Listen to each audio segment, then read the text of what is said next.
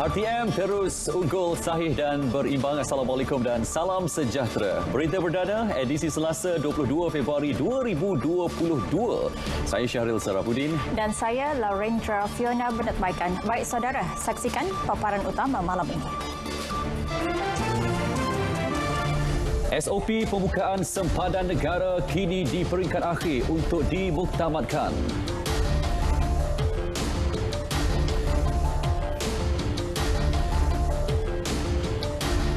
100,000 unit rumah mampu milik Prima Komited siapkan menjelang 2025.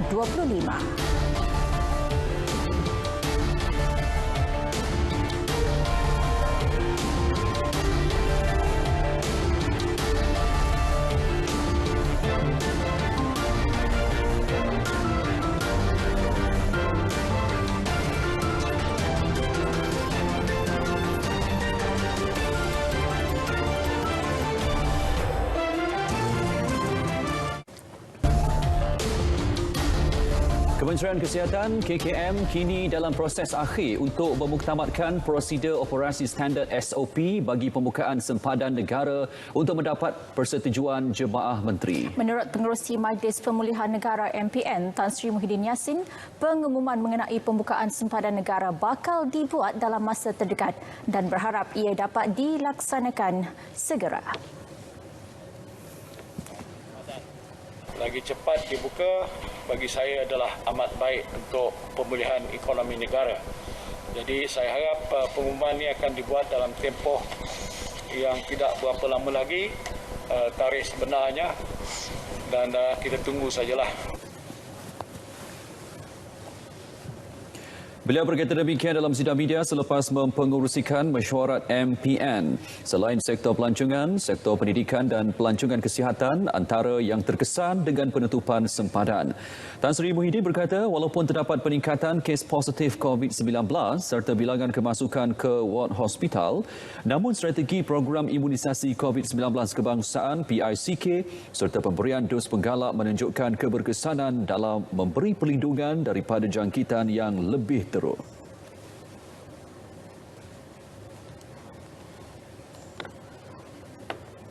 Tiada laporan mengenai kesan serius terhadap kanak-kanak selepas mengambil suntikan vaksin COVID-19 setakat ini. Hanya satu laporan membabitkan masalah asma diterima. Bagaimanapun, kanak-kanak berkenaan sembuh selepas menerima rawatan di hospital. Timbalan Menteri Kesihatan 1, Datuk Dr. Nur Azmi Ghazali berkata, setakat semalam 57 laporan gejala ringan diterima dalam laporan MySejahtera menerusi program imunisasi COVID-19 kebangsaan kanak-kanak PICK Kids yang bermula 3 Februari lepas. Menurutnya, kesan sampingan dialami semua kanak-kanak terbabit berlaku sekitar 1 hingga 2 hari yang merupakan perkara biasa bagi individu menerima vaksin.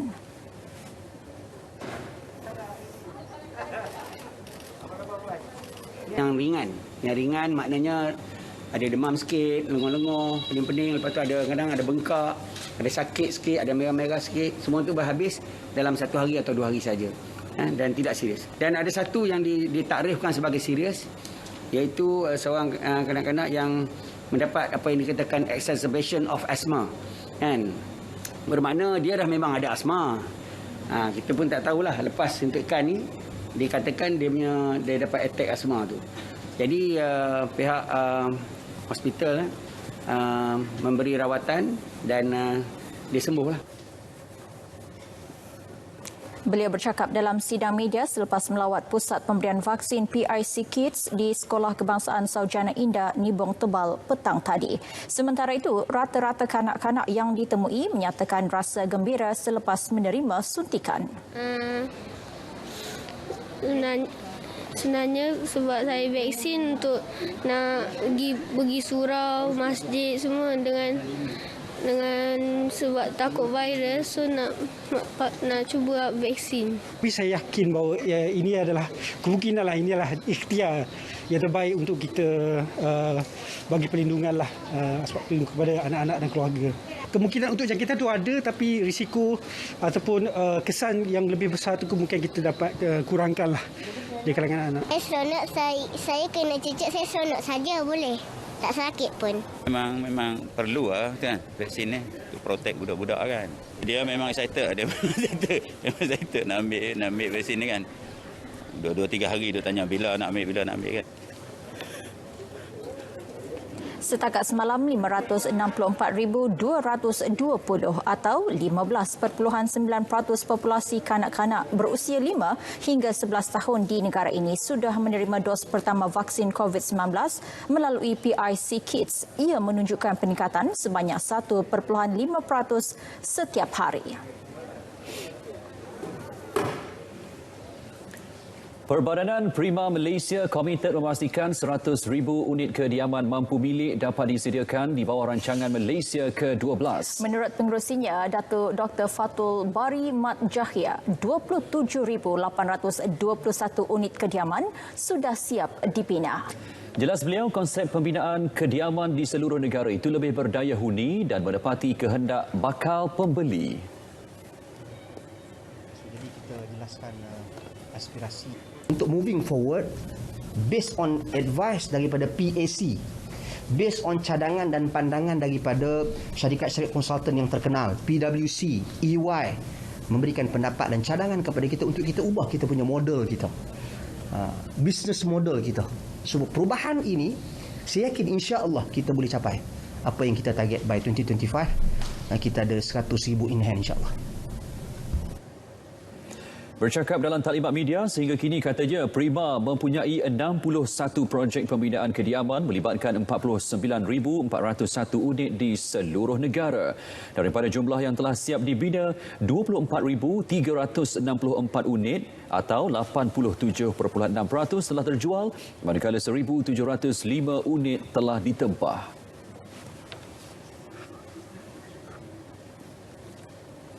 Misi bantuan kemanusiaan Malaysia ke Afghanistan berlepas dari lapangan terbang Sultan Abdul Aziz Shah di Subang hari ini. Sebanyak 5 tan bantuan meliputi pakaian musim sejuk dan keperluan asas lain diterbangkan ke Kabul untuk membantu rakyat Afghanistan yang memerlukan. Menurut Menteri Luar Datuk Seri Saifuddin Abdullah, bantuan sumbangan rakyat Malaysia demi meringankan penderitaan rakyat Afghanistan pada musim sejuk ketika ini. BLIA Encik Syahril. Sumbangan tersebut akan diedarkan oleh GPM di Kabul kepada NGO tempatan Afghanistan, iaitu Asas Welfare and Social Services Organisation, Humanitarian Assistance Society, Afghan Welfare Society dan Just for Afghan Capacity and Knowledge. Saya ingin tegaskan bahawa ini adalah bantuan humanitarian, bantuan kemanusiaan dari rakyat Malaysia kepada rakyat Afghanistan. Kerajaan cuma memfasilitasi bantuan ini supaya ia sampai kepada mereka yang memerlukan. Semangat keluarga Malaysia antara pihak swasta dan korporat diserlakan dengan menawarkan kepakaran dan pengetahuan dalam membantu membina dan membangun semula Afghanistan. Usaha dilaksana dengan kerjasama Kementerian Luar dan sektor swasta termasuk Golden Horses Digital Investment Bank dan Pertubuhan Bukan Kerajaan Global Peace Mission, Buddha's Light International Association. Misi turut disertai Pusat Penyelidikan Polisi Ekonomi Malaysia yang menghulur bantuan dalam penubuhan sistem perbankan dan kewangan Islam berdasarkan perundangan syariah. Beliau bercakap pada sidang media di lapangan terbang Sultan Abdul Aziz Shah, Subang. Seramai 12 delegasi menyertai misi bantuan kali ini. Sementara itu, Datuk Seri Saifuddin turut mengulas lanjut berkenaan misi kemanusiaan itu bukan untuk mengiktiraf kerajaan di Afghanistan. Sebaliknya untuk memastikan rakyat negara itu dibantu. Ini tiada kaitan dengan pengiktirafan kerajaan di Kabul. Kita belum mengiktiraf kerajaan di Kabul. Kita memantau perkembangannya dengan rapat. Ada parameter yang telah ditetapkan oleh PBB, oleh OIC, juga oleh kerajaan Malaysia sebelum kita boleh mengiktiraf kerajaan Afghanistan. Pelaksanaan perkhidmatan jalur lebar 5G perlu dilengkapkan dalam tempoh 3 tahun. Menurut Menteri Komunikasi dan Multimedia Tan Sri Anwar Musa, Malaysia bakal kehilangan pelabur baharu yang berpotensi sekiranya pelaksanaan perkhidmatan internet 5G mengambil masa yang lama. We have decided to give ourselves 3 years. We must achieve 80% coverage. Why? Kalau kita lambat, for example, syarikat-syarikat besar yang menggunakan teknologi moden, kalau dia nak datang ke Malaysia, dia akan tanya whether we have 5G facilities or not. Kalau kita ada 5G facilities, then they will come, they will operate here because we have the 5G facilities. They can use the robotic technology and whatever. Tapi kalau kita kata, oh no, we maybe in the next 5 years baru kita ada 5G. They can't wait. Beliau berkata demikian dalam sidang media selepas merasmikan sambutan Hari Keselamatan Internet 2022 edisi Malaysia di Putrajaya. Jelas beliau lagi, pelaksanaan rangkaian internet yang lebih maju dan berteknologi tersebut boleh dicapai sekiranya isu-isu berbangkit termasuklah berkaitan kedudukan digital nasional berhad DNB dan pemilihan rangkaian borong tunggal SWN diselesaikan segera.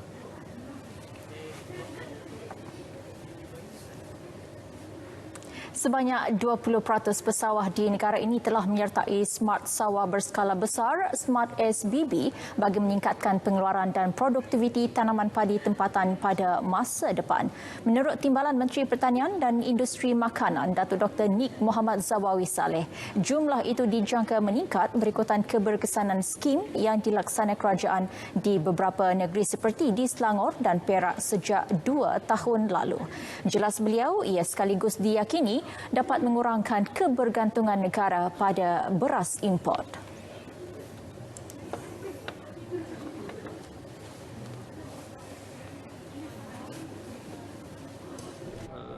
Import lebihan kita dalam 30% daripada padi ni kita import lagi. Dan sekarang ini dia ke arah pengurangan. Dia makin berkurang.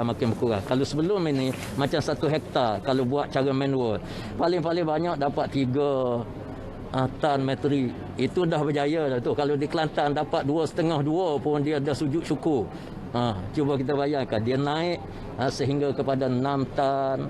Ada tempat dia naik macam di Kedah saya pergi 7.9 tan. 7.9 tan dan sudah ada yang dah buat 2-3 kali ni dia dah dapat mencecah 10 tan metrik untuk 1 hektar. Beliau juga mengingatkan kepada para pesawat supaya tidak mendengar persepsi buruk yang cuba ditimbulkan oleh pihak tertentu kononnya kerajaan ingin mengambil alih tanah sawah dan sebagainya bagi melaksanakan program Smart SBB. Dan program ini dia tidak ada sebagaimana yang disebut kerajaan akan ambil tanah, kerajaan akan guna geran tanah pergi finance dekat bank. Jadi bila tak boleh bayar maka tuan tanah lah yang kena bayar. Ini adalah semua cerita-cerita dongeng fitnah yang sangat jahat. Beliau berkata demikian selepas lawatan kerja program Smart SBB di Tali Air 3 Sekincan, Selangor. Hasil laut dari Sabah akan diekspor ke Emiria Arab Bersatu bulan ini. Ia titik permulaan untuk tembusi pasaran negara Asia Barat. Paparannya seketika nanti.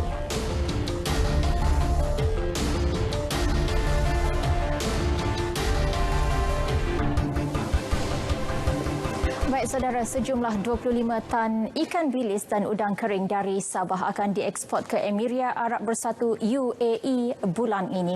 Ahli Jumlah Pengarah Pertubuhan Peladang Kebangsaan Nafas, Datuk Sylvester Entry Moran berkata, penghantaran pertama hasil laut tersebut menjadi titik permulaan untuk menembusi pasaran negara Asia Barat. Kejayaan itu dicapai menerusi rundingan antara Nafas dan syarikat pengendali ekspor Urbanex Gulf Corporate Services yang berpangkalan di Dubai. Urbanex Gulf itu sebagai sebuah agensi, company di Dubai ini untuk mengimport, iaitu mengimport udang kering dan ikan bilis daripada ahli-ahli kita, peladang kita di Malaysia. Jelas Datuk Selvista, bekalan sebanyak 1 kontena tersebut masih dalam proses dokumentasi bagi melengkapkan syarat ditetapkan oleh UAE. Dalam pada itu, Nafas turut menyasarkan untuk mengimport hasil tanaman tempatan seperti halia dan kunyit berikutan permintaan yang tinggi di negara berkenaan. Kerajaan dalam usaha menyediakan perancangan komprehensif bagi menambah baik pelabuhan sedia ada sehingga tahun 2062. Menurut Menteri Pengangkutan Datuk Seri Dr. Wee Ka Siong, tumpuan kerajaan ketika ini adalah untuk meningkatkan potensi dan infrastruktur pelabuhan berbanding mewujudkan pelabuhan baharu. Ini adalah potensi yang besar, ya, Port Klang. Dan melihat kedalaman air yang ada, dan kita akan melihat semua potensi yang ada, kita akan melakukan yang terbaik, mengoptimalkan penggunaan dan juga dari segi tanah-tanah di sebelahnya, macam mana kita nak bangun sebagai sokongan kepada pelabuhan. Ya, ini adalah merupakan satu perencanaan yang sangat teratur, sistematik dan perlu melibatkan semua pihak, kerajaan pusat, kerajaan negeri dan sebagainya. Tambah beliau, Pelabuhan Klang mencatatkan prestasi terbaik sepanjang penubuhannya dengan merekodkan 13.64 juta unit bersamaan 20 kaki TEU kontena pada tahun lalu. Manakala Pelabuhan Tanjung Pelepas capai 11.2 juta TEU iaitu peningkatan sebanyak 14%. Beliau bercakap dalam sidang media selepas merasmikan Malaysia Maritime Week MMW 2022 di Pusat Konvensyen Kuala Lumpur KLCC. MMW 2022 berlangsung 4 hari melibatkan 38 pempamer daripada komuniti maritim di Malaysia. Lawatan rasmi Perdana Menteri Datuk Seri Ismail Sabri Yaakob ke Kemboja dilihat sebagai usaha memperkukuh hubungan yang terjalin sejak 65 tahun lalu ke tahap lebih matang serta lebih menguntungkan. Malah hubungan Kuala Lumpur dan Phnom Penh dianggap sebagai sahabat yang akrab dan negara jiran terpenting sama ada di peringkat 2 hala maupun ASEAN. Laporannya bersama Muhammad Fadli Othman di Phnom Penh. Baik, selepas Indonesia, Singapura dan Brunei, Kemboja ialah negara anggota ASEAN keempat yang akan dilawati Datuk Seri Ismail Sabri Yaakob sejak dilantik sebagai Perdana Menteri pada Ogos tahun lalu. Dalam rangka lawatan rasmi 2 hari bermula esok, Perdana Menteri dijangka mengadakan pertemuan dengan rakan sejawatannya Hun Sen.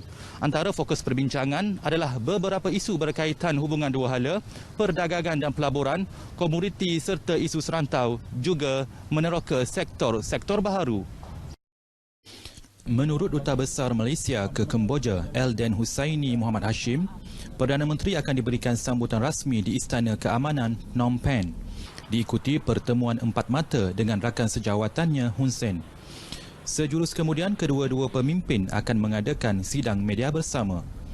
Selain itu, Datuk Seri Ismail Sabri juga dijadual menerima kunjungan hormat Menteri Kanan di Jabatan Perdana Menteri Datuk Dr. Osman Hassan yang juga bertanggungjawab dalam hal ehwal masyarakat Islam di negara ini. Orang sini terkenal dengan orang campa. Orang-orang campa banyak di Malaysia. Dan kerana hubungan mungkin dari status perkahwinan dan sebagainya, mereka lagi rapat. Itu sebab di sini kita nampak banyak orang-orang Kemboja yang campa ataupun kita kata yang beragama Islam boleh berbahasa Malaysia. Jadi itu satu lagi orang kata advantage yang kita ada, yang kita boleh promosi, yang boleh kita tingkatkan dari segi diplomasi budaya.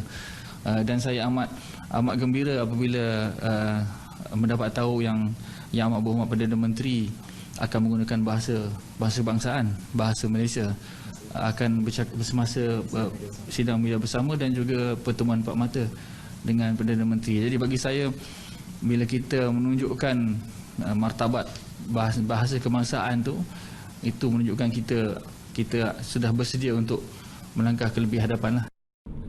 Di lokasi penginapan, Perdana Menteri akan menghadiri majlis makan malam dan ramah mesra dengan keluarga Malaysia di Kemboja, diikuti pertemuan bersama komuniti perniagaan Malaysia. Mengambil kira situasi COVID-19, semua majlis berkenaan tertakluk kepada peraturan yang dikuatkuasakan oleh kerajaan Kemboja. Lawatan rasmi Perdana Menteri kali ini turut diiringi Menteri Luar Datuk Seri Saifuddin Abdullah, Menteri Perdagangan Antarabangsa dan Industri Datuk Seri Muhammad Azmin Ali serta Timbalan Menteri Wilayah Persekutuan Datuk Seri Jalaluddin Alias. Lawatan rasmi Perdana Menteri ini juga mencerminkan kemuafakatan kerajaan untuk memperkukuhkan lagi hubungan istimewa sedia ada antara kedua-dua negara. Ini jelas dilihat apabila Datuk Seri Ismail Sabri juga dijadual mengadakan kunjungan hormat kepada TYT Presiden Senat dan Presiden Dewan Negara sebelum menghadiri majlis menghadap ke atas Raja Kemboja di Istana Negara. Sekian laporan Muhammad Fadli Osman bersama juru kamera Muhammad Izmal Muhammad Rasid dari Phnom Penh untuk berita RTM. Cari punca dan atasi dengan segera. Demikian tegas Menteri Belia dan Sukan Datuk Seri Ahmad Faizal Al-Zumu kepada Persatuan Bola Sepak Malaysia FM mengenai kegagalan skuad bawah 23 tahun negara dalam kempen Piala AFF 2022 di Kemboja. Menurut beliau, kajian perlu dilakukan Badan Induk Bola Sepak Negara itu bagi mengenal pasti punca kekalahan Malaysia kepada pasukan belasahan seperti Laos. Jelas Datuk Seri Ahmad Faizal FAM harus bertanggungjawab di atas kegagalan ini dan mencari punca mengapa skuad kendalan Brad Maloney kurang menyelah di pentas Asia Tenggara. Dalam kempen peringkat Kumpulan B, skuad negara tewas kepada Laos dalam 2 pertemuan sekaligus gagal ke separuh akhir.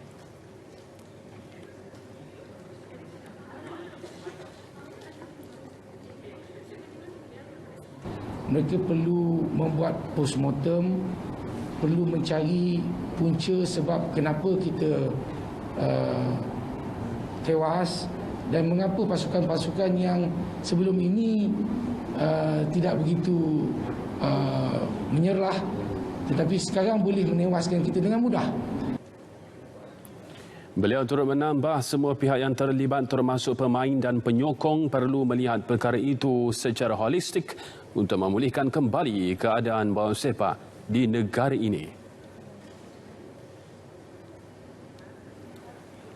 Dalam perkembangan lain, Datuk Seri Ahmad Faizal turut berharap agar skuad lelaki negara meneruskan momentum kemenangan di kejohanan badminton pasukan Asia BATC 2022 pada kejohanan-kejohanan akan datang. Beliau berharap pemain negara mampu mengekalkan ketahanan mental masing-masing ketika ini dan tidak lagi terpalit dengan sebarang kontroversi yang tidak memberikan keuntungan kepada mana-mana pihak. Pada kejuaraan yang berakhir Ahad lalu, skuad lelaki negara muncul juara selepas menewaskan Indonesia 3-0 pada final, manakala skuad wanita tewas 0-3 kepada Korea Selatan di separuh akhir. Pencapaian itu juga memastikan skuad negara melayakkan diri ke pusingan akhir Piala Thomas dan Uba yang dijadwal berlangsung Mei depan di Bangkok, Thailand.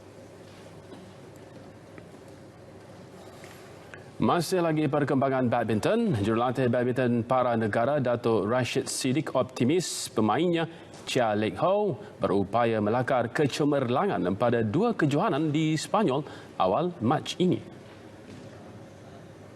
Menurut Datuk Rashid, sandaran pastinya diletakkan kepada Lek Ho dalam 2 kejohanan tersebut iaitu badminton para antarabangsa Sepanyol dan badminton para antarabangsa.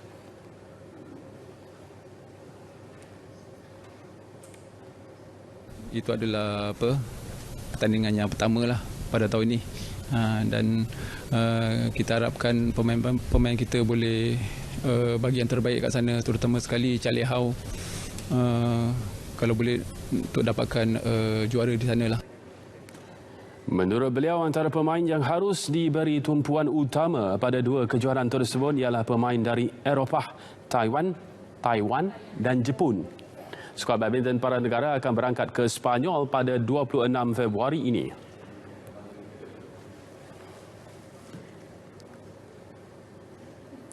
Pemain bergu campuran negara Toh Yi Wei tekad mempamerkan aksi terbaik dalam kejohanan terbuka Poland yang akan berlangsung bulan depan. Juara terbuka Austria itu ketika ini giat menjalani persiapan dengan pasangannya Chu Eng Hon Jian.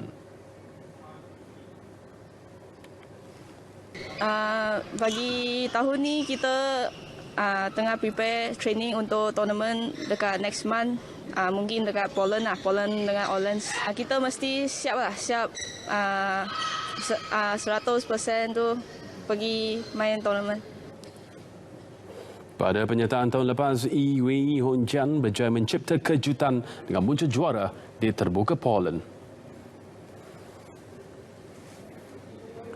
Majlis Sukan Negara MSN menjelaskan bahawa penentuan hak sebagai tuan rumah penganjuran Tamasya Sukan Malaysia SUKMA diputuskan secara bersama.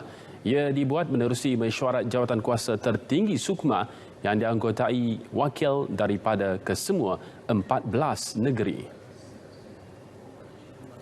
MSN memaklumkan pendekatan yang diguna pakai adalah penggiliran mengikut zon sekaligus memberi peluang setiap negeri menganjurkan tamasya yang menjadi platform buat atlet berumur bawah 21 tahun tersebut. Sistem pusingan tuan rumah SUKMA mengikut zon itu mula dilaksanakan pada 2002 di Sabah. Mesyuarat khas itu turut memutuskan MSN akan menganjurkan SUKMA ke-21 bersama-sama Selangor atau wilayah persekutuan pada 2024, sementara Kelantan kekal sebagai tuan rumah SUKMA 2026. Bagaimanapun, MSN menjelaskan Johor telah memohon kepada jawatan kuasa tertinggi SUKMA supaya diberikan hak penganjuran edisi 2024 dan ia telah diluluskan MSN. Bagi edisi 2022 pula, MSN akan menjadi tuan rumah.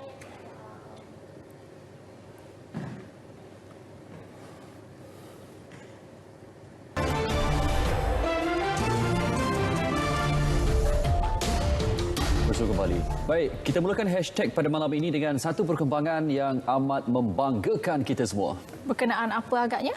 Baik, nak tahu? Jom kita saksikan segmen hashtag. Saksikan. Baru-baru ini ramai berkongsi sebuah video memaparkan kapal terbang Malaysia Airlines SAS mendarat di lapangan Subang Heathrow, London semasa taufan Eunice melanda negara itu. Menerusi video, terdengar suara seperakam memuji juruterbang yang berjaya mendaratkan pesawat dengan selamat dan lancar. Rata-rata warga net Malaysia turut memuji dan berbangga dengan pendaratan cantik oleh juruterbang berkenaan. Lagak kucing berbadan sasa mengejutkan kucing lain. Perkongsian di TikTok geng Oyen Positif memaparkan seekor kucing seolah-olah bersenam membina badan. Video pendek ini mendapat 3.7 juta tontonan, menggelikan hati warganet apabila kucing Sado berkenaan berjalan dengan muka garang seperti mencari gaduh.